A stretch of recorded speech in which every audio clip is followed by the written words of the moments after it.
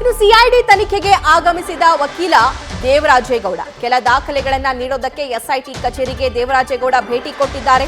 ತಮ್ಮ ಬಳಿ ಇರುವಂತಹ ದಾಖಲೆಗಳನ್ನ ನೀಡುವಂತೆ ಎಸ್ಐಟಿ ಕೇಳಿತ್ತು. ನಿನ್ನೆ ಎಸ್ಐಟಿ ವಿಚಾರಣೆ ಎದುರಿಸಿದ್ದಂತಹ ದೇವರಾಜೇಗೌಡ ಈ ವೇಳೆ ದಾಖಲೆಗಳನ್ನ ನೀಡೋದಕ್ಕೆ ಎಸ್ಐಟಿ ಅಧಿಕಾರಿಗಳು ಕೂಡ ಸೂಚನೆಯನ್ನ ಕೊಟ್ಟಿದ್ರು.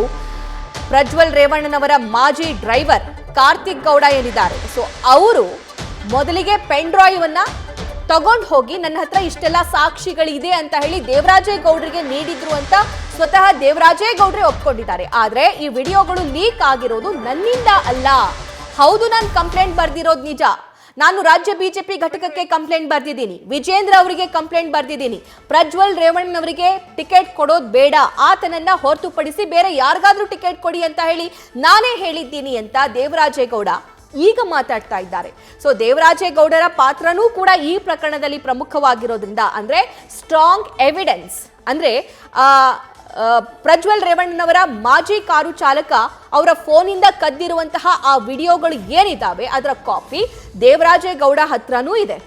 ದೇವರಾಜೇಗೌಡ ಅವರ ಹತ್ರ ಇರುವಂತಹ ಆ ಪೆನ್ ಡ್ರೈವ್ನಿಂದ ಲೀಕ್ ಆಗಿರೋದಾ ಅಥವಾ ಸರ್ಕ್ಯುಲೇಟ್ ಆಗಿದ್ದು ಹೇಗೆ ಅನ್ನೋದಕ್ಕೆ ಸಂಬಂಧಪಟ್ಟಂತೆ ಎಸ್ಐಟಿ ಅಧಿಕಾರಿಗಳು ಕೂಡ ಈ ವಿಚಾರಣೆಯನ್ನ ತೀವ್ರಗೊಳಿಸಿದ್ದಾರೆ. ಇಲ್ಲಿ ದೇವರಾಜೇಗೌಡರನ್ನು ಕೂಡ ವಿಚಾರಣೆಗೆ ಒಳಪಡಿಸಲಾಯಿತು.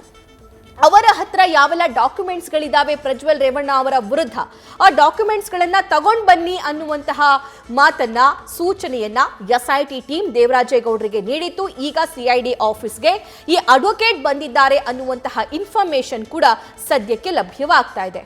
ಓಕೆ, ಆರೋಪಿ ಸ್ಥಾನದಲ್ಲಿ ಇಲ್ಲಿ ಪ್ರಜ್ವಲ್ ರೇವಣ್ಣನವರು ಇದ್ದಾರೆ. ಆದ್ರೆ 2,000ಕ್ಕೂ ಅಧಿಕ ವಿಡಿಯೋಗಳಿದಾವೆ ಅಂತ ಹೇಳಲಾಗ್ತಾ ಇದೆಯಲ್ಲ, ನೂರಾರು ಸಾವಿರಾರು ಸಂತ್ರಸ್ತೆಯರಿದ್ದಾರೆ ಅಂತ ಹೇಳಲಾಗ್ತಾ ಇದೆಯಲ್ಲ. ಸೊ ಹಾಸನದ ಬೀದಿಯಲ್ಲಿ ಅಷ್ಟೇ ಅಲ್ಲ, ಇಡೀ ರಾಜ್ಯದಲ್ಲಿ ಅವರ ಮಾನ ಹರಾಜಾಗಿದೆ ಅನ್ನುವಂತಹ ಆ ಕಳಕಳಿಯನ್ನ ವ್ಯಕ್ತಪಡಿಸಲಾಗ್ತಾ ಇದೆಯಲ್ಲ. ಅವರ ಮನೆ, ಕುಟುಂಬ, ಸಂಸಾರ ಎಲ್ಲ ಒಡೆದು ಹೋಗುವಂತಹ ಸಂಗತಿಗೆ ಈಗ ತಂದು ನಿಲ್ಲಿಸಿದ್ದಾರಲ್ಲ.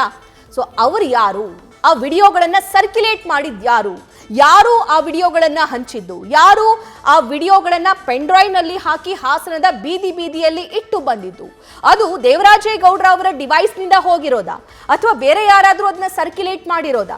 ಇದಕ್ಕೆ ಸಂಬಂಧಪಟ್ಟಂತೆ ಸಿಐಡಿ ಅಧಿಕಾರಿಗಳು ಕೂಡ ಈಗ ತನಿಖೆಯನ್ನ ನಡೆಸ್ತಾರೆ.